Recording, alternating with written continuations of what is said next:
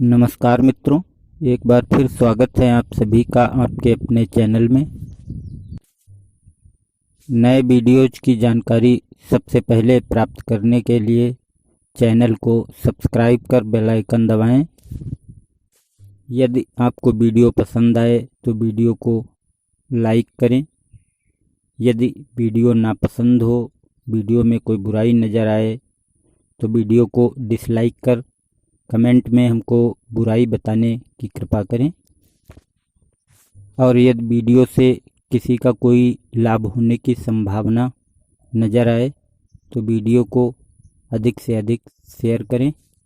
तो चलिए शुरू करते हैं आज की चर्चा। दोस्तों, मैंने बहुत से साधकों से आध्यात्म की चर्चा की। उनमें से बहुत से लोग दृष्टा भाव में जी रहे थे। ये एक बहुत ही ऊंची अवस्था है, परंतु अंतिम अवस्था नहीं है। ये मंजिल नहीं है, सिर्फ एक पड़ाव है। और मैंने जिन साधकों से चर्चा की उनमें से अधिकतर साधक इसे ही अंतिम अवस्था मान बैठे थे, इसे ही मंजिल मान रहे थे। उन्हें लगता है इसके आगे कुछ है ही नहीं। आज की चर्चा में हम यही जानेंगे कि इसके आगे क्या है, सत्य क्या है। दृष्टा भाव, जैसा कि नाम से ही स्पष्ट है, इस अवस्था का साधक स्वयं को सिर्फ देखने या अनुभव करने वाला समझता है। परमात्मा के संकल्प के आधार पर ही संपूर्ण प्रकृति कार्य कर रही है। सृष्टि के संपूर्ण कार्य परमात्मा की ही शक्ति से हो रहे हैं। यहाँ तक कि उसके स्वयं के शरीर के द्वारा भी जितने भी कार्य संपन्न हो रहे हैं वो सभी परमात्मा के ही संकल्प शक्ति से हो रहे हैं। और वो परमात्मा की इन लीलाओं को देख रहा है। ये हालांकि बहुत ही ऊंची अवस्था है, परंतु यहाँ पर भी अहंकार यानी कि पृथक में पूर्णतया समाप्त नहीं होता, वो अति सूक्ष्म हो जाता है। इस अवस्था को विज्ञानमय कोश कहा जाता है। यहाँ का साधन तर्क वितर्क है। यहाँ बुद्धि का काम होता है। जो दृष्टा भाव की अवस्था है उसे ही तत्वमसि यानी कि तू ही तू कहा जाता है। यानी कि साधक हर जगह परमात्मा के ही दर्शन करता है। उसे एहसास होता है कि हर जगह वही है, संपूर्ण कार्यों को करने वाला वही है। इसलिए वो कहता है तू ही है, हर जगह बस तू ही है। ये एक द्वैत की अवस्था है। और इसके पश्चात अहम ब्रह्मास्मि की अवस्था आती है। और मेरे स्वयं के अनुभव के आधार पर भी यही सत्य है।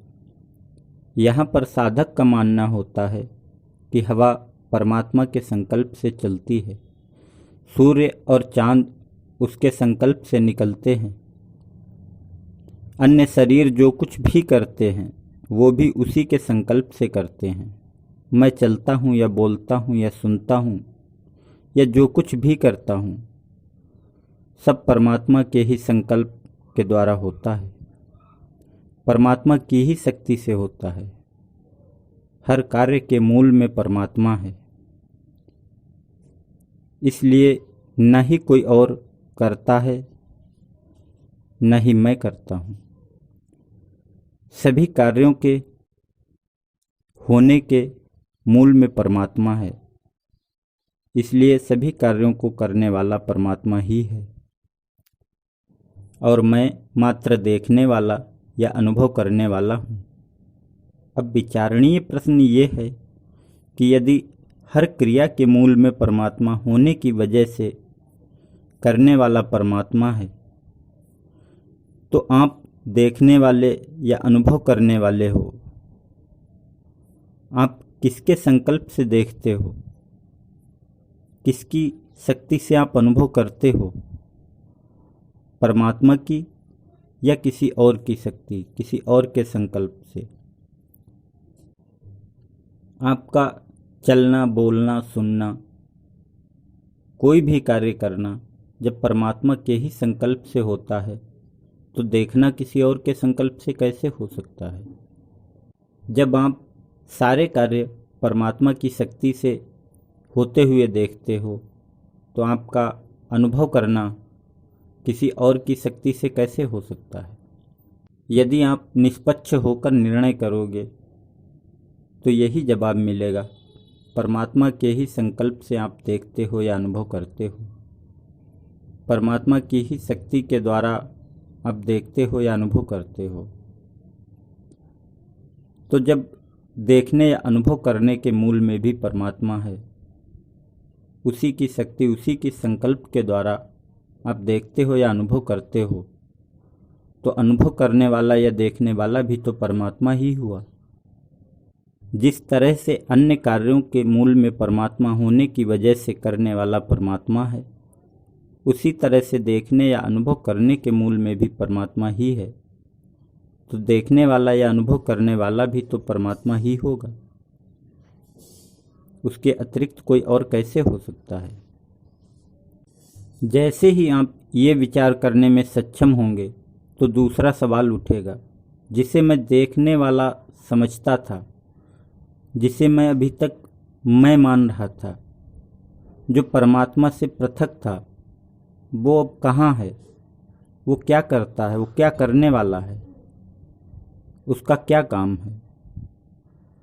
और फिर आप इस पृथक मैं को ढूंढते रह जाओगे, परंतु इसका कहीं पता नहीं होगा, क्योंकि इसका वास्तव में कोई अस्तित्व था ही नहीं। यह मात्र भ्रम था, अज्ञान था, जो ज्ञान के प्रकट होते ही नष्ट हो गया।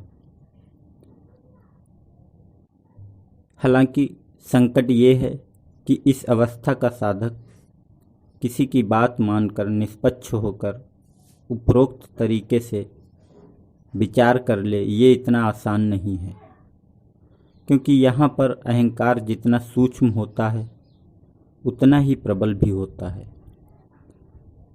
साधक कुछ ऐसा अनुभव करता है जो उसने जीवन में कभी अनुभव नहीं किया।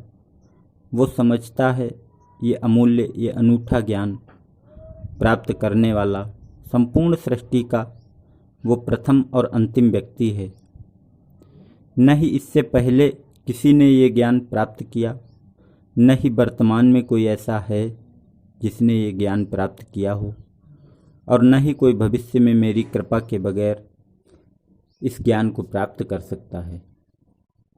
ये अवस्था ठीक उस प्रेमी जोड़े की तरह होती है जिन्होंने पहली बार प्रेम का स्वाद चखा हो, जिन्होंने पहली बार प्रेम को जाना हो, प्रेम को अनुभव किया हो। वो भी यही समझते हैं कि ऐसा प्रेम न ही अभी तक किसी को मिला है, न ही अभी तक किसी ने किया है, और न ही कभी किसी को ऐसा प्रेम मिल सकता है। कभी कोई इस तरह से प्रेम नहीं कर सकता, वो भी ऐसा ही सोचते हैं। उस वक्त उन्हें कोई कितना भी बताए, कुछ भी कहे, कुछ भी समझाए, उन्हें कुछ भी समझ में नहीं आता। वो किसी की भी बात नहीं सुनते, वो किसी की बात नहीं मानते। उन्हें लगता है कि पूरी दुनिया पागल है। फिलहाल मुझे बताना था सो बता दिया। जिसकी जिंदगी वो जाने वो क्या करेगा। जिसकी जो मर्जी हो वो वही करेगा। ठीक है दोस्तों, इसी के साथ तो मिलते हैं अगले वीडियो में।